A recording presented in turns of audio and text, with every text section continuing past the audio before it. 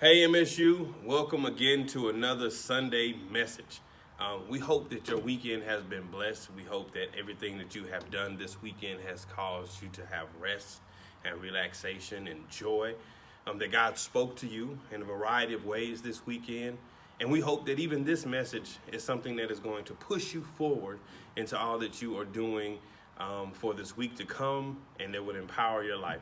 I just want to remind you that we have started a new series on our Wesley on Wednesday called Young, Wild, and Free.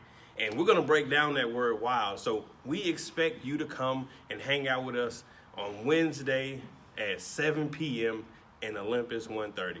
I promise you, you'll have a time where you get to know others, and we're going to dig into this scripture in a way that you probably have never seen before. And so we invite you again at 7 p.m. every single Wednesday in Olympus 130.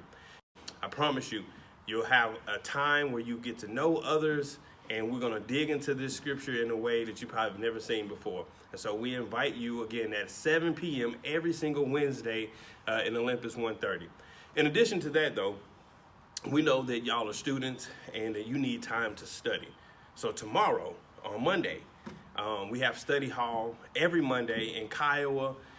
That's inside of the Clark Student Center. So if you need a place where you can study with people who are also going to be praying, people who are going to be intentional about their grades and glorifying God with their good grades, then we have set this time aside. So come study with the Wesley, 7 p.m. every Monday inside of Kiowa. We hope to see you there. And then lastly, we know that y'all have questions about God and about religion and about faith. And so we want to help you share those questions with the world with our Wesley Free Lunch podcast. Yes, we have a podcast that's available to students right here at Midwestern State University. And it's a time for you to come, eat good food, and have great conversation and ask some of those tough questions that you have been wanting to know deep down inside that you maybe want to ask your pastor, maybe your youth pastor, or maybe just somebody in general. We give you that opportunity, and this podcast is shared worldwide on Apple Podcasts, Spotify, and other ways. So if you want to be on this podcast, check for our email. We'll be sending that to you, or hit us up on Instagram or Twitter, and then you can find us there, and we'll make sure that you get plugged in, and we have great conversation and great food. And so we hope to see you at Wesley on Wednesday, study hall, or come be on our podcast.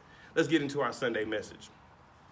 This past week, we had jumped into our new series, Young, Wild, and Free, and we dealt with what the W means inside of wild, and that means to be whole. Yeah, that's right, whole. And I believe wholeheartedly that God desires for each one of us to be whole. That means complete in all that we do.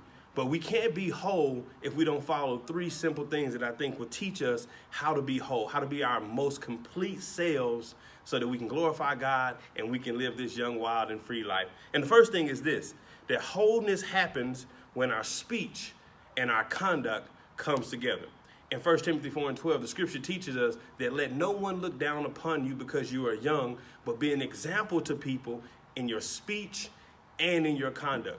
And sometimes in our lives, we are continuously broken and we're unable to be our whole selves because our speech and our conduct don't match. I think y'all know what I mean, how sometimes you want to be in a successful relationship, but you keep talking about there are no good people for you, no good candidates out there for you. Well, you can't expect goodness, but then speak negativity out of your mouth.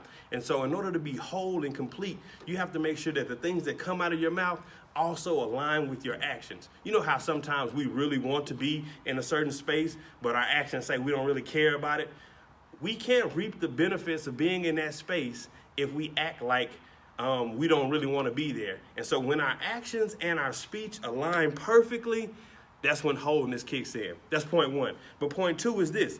In order to be whole, you got to be self-aware, self-confident, and be sure of yourself without encouragement of others. Let me break that down for you. You know how you want those extra likes on Twitter? You want those extra likes on Instagram? You want those hearts? and you need that for validation, well, you can't be whole if you seek validation from those likes. You can't be whole if you need people to pat you on your back, or you need people to always tell you that you're beautiful or you're smart. Sometimes you have to acknowledge that you are who you are by yourself. And there's an old hymn that says sometimes you're going to have to encourage yourself. And a part of being whole is being able to be sure of who you are, confident of who you are, self-aware of who you are without a little tap on the back or needing those likes or those retweets. And so if you find yourself sometimes thinking that, oh, I'm this or I'm that, and I need somebody to validate me, then probably you need to do the due diligence, do your homework, so to speak, on being whole. And that leads me to point 3, though, that in order to be whole, you got to recognize it's a process. And it's not just a process that you do by yourself, but you do it by yourself as you teach yourself how to love yourself, how to have faith, and how to bring attention to yourself. You have to be intentional about wanting to be whole. And you have to acknowledge that it is a process. I'll say that again. It is a process. You can't not do this one day at a time. Or you can't say, oh, one day I'm going to be healed and that's it. No, it's a continual process of being whole.